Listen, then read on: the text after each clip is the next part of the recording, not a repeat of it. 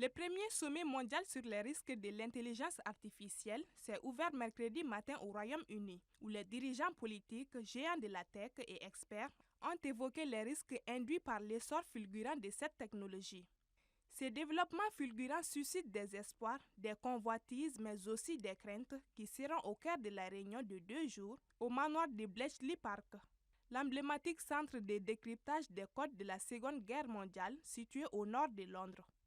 La ministre britannique de la technologie, Michelle Donlan, a inauguré le sommet largement à huis clos, puis les participants ont débattu des dangers potentiels des intelligences artificielles d'avant-garde, comme les robots conversationnels ChatGPT. Cela intervient alors que le président américain Joe Biden a signé lundi un décret pour mieux encadrer l'intelligence artificielle, assurant que les États-Unis montrent la voie.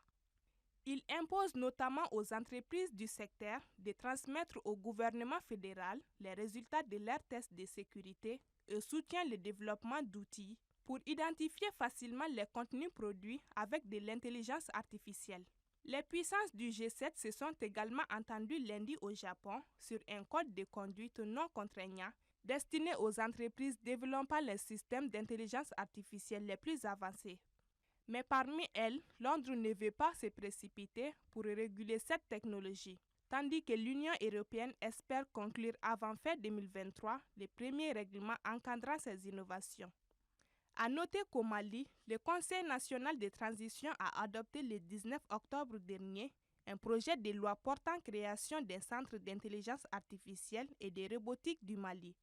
Un centre qui va permettre à l'enseignement supérieur et à la recherche scientifique du Mali de faire un lien qualitatif dans le domaine de la science et des technologies, selon le ministre de l'Enseignement supérieur, Bouré Makansay.